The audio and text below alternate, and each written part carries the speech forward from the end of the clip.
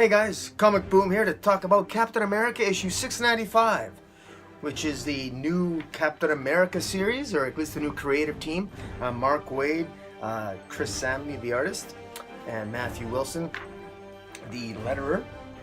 Or pardon me, he's the color artist, Matthew Wilson. This is a really good book.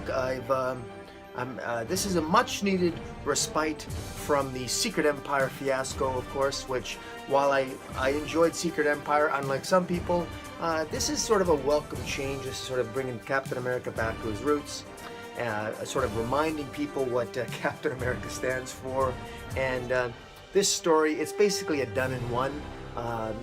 It introduces a terrorist group called Rampart, but if you just want to get a feel-good story of Captain America to remind you what Captain America stands for, this is a good issue to get. Gone is the whole.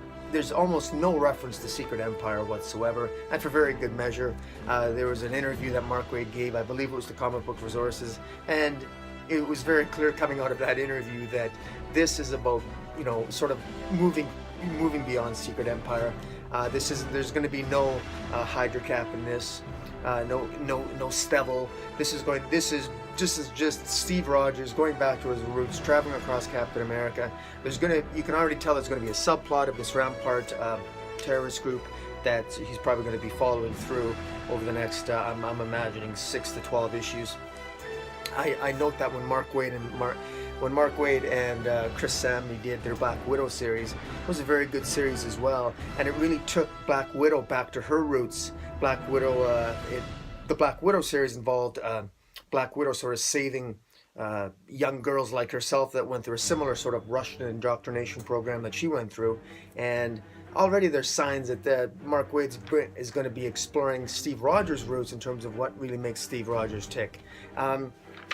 This story, it's interesting that right away we jump right into the action in this series, with Captain America breaking up a terrorist attack in a small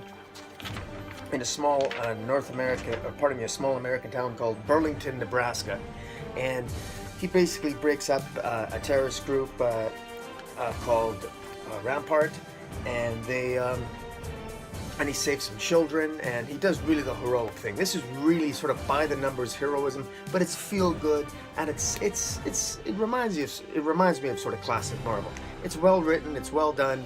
I think it's sort of a step back. It's sort of a movement away from the complexity of Secret Empire, and just telling a good feel good Captain America story. And that's really what I wanted to read, and it was quite good.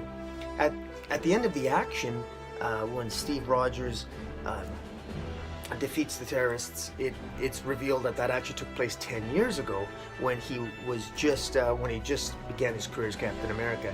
And Steve Rogers is here. He is 10 years later after Secret Empire, and he's back. He finds himself back in Burlington, Nebraska, but for a very different purpose. And it's revealed that he has reason to believe that a terrorist group, Rampart, is back to terrorize that same town on the anniversary of their first appearance, where they were unsuccessful because they were defeated by Captain America. You can read between the lines that they weren't expecting Steve Rogers' Captain America to show up.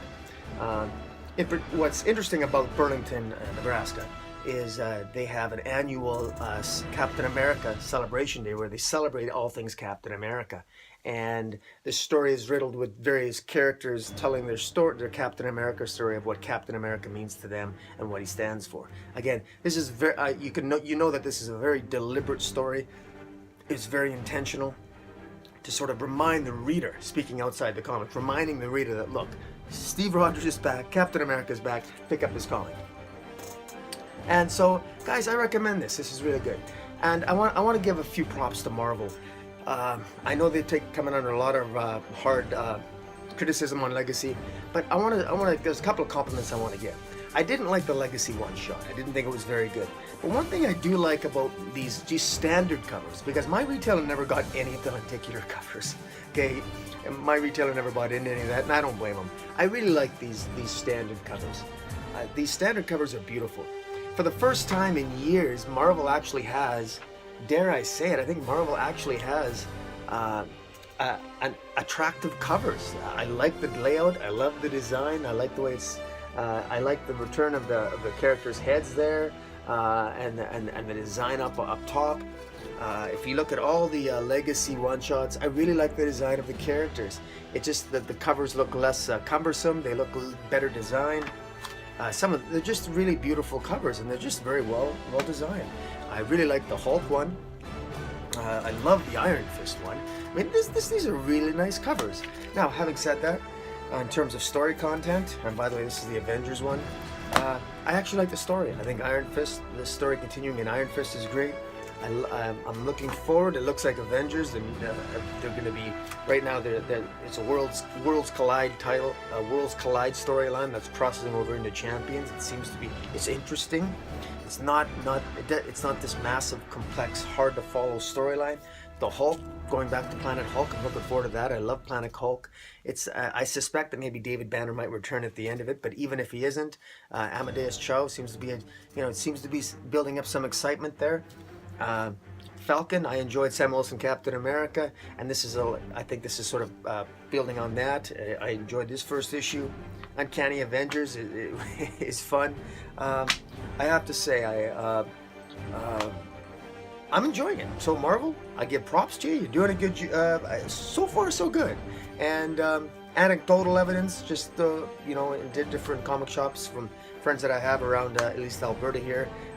Marvel's picking up a little bit. There's a little bit more optimism. They're being silent on Twitter, I think, for the most part. I think a lot of the creators are sort of keeping their voices down. There seems to be less of a volatile sort of nature to it. A lot of the voices have seemed to have calmed down, and just there seems to be it's a good thing. There's less hype. There's less ridiculous vitriol and antagonism, and it's good to see. We need it. DC's firing on all cylinders. Marvel is a slow burn. Marvel's going to take a while to get there. Marvel still has got some editorial things they got to clean up. They're still a little bit of a mess, but they're going to get better. They're going to get better. I'm optimistic about it. And hey, you know what? It is what it is. I'm still mainly a DC guy, but I got to give props to Marvel. I think they're slowly making some progress. They haven't apologized. They haven't acknowledged their problem, but they are at least focusing on better stories. And so far, early signs in what I collect from Marvel, which isn't the whole line, but what I collect from Marvel is I'm enjoying it, and I'm still enjoying Daredevil, and I'm not collecting any more Marvel than I was before. So Legacy hasn't prompted me to collect more titles, but I think I've dropped 2, and the titles I dropped I think were going to be canceled were canceled anyway. So Marvel has neither prompted me to buy more of their titles or really significantly drop what I was getting already. So I don't see a significant shift. So it's going to be interesting to see what the Marvel Legacy sales are over the next few months, and as those numbers come in. But in any event, guys, pick up Captain America. It's a feel-good story. I couldn't really find anything to complain about it. It's just it didn't blow me away, but it was a nice message, and it was the type of comic book that that it just put a smile on my face reading it. It was good to see Steve Rogers back in all his glory, and I thank Mark Waid and Chris Sam, the artist, for all their efforts into this, as well as Matthew Wilson. The colors were really great. You can also read the back, which has an article by Mark Waid. Mark Waid gives some commentary. Mark Waid has some nice comments on the end. He comments at the very end of his article, at the end of the comic, that if you have the ability to help, then you have the responsibility, because everybody ultimately benefits. Life isn't fair, but people can strive to be, and we're all better for it when we do. So again, very feel-good, by-the-numbers comic book. Pick it up, check it out. It'll probably be a good way to set you on a path for a better Captain America. In any event, guys, Comic Boom, out.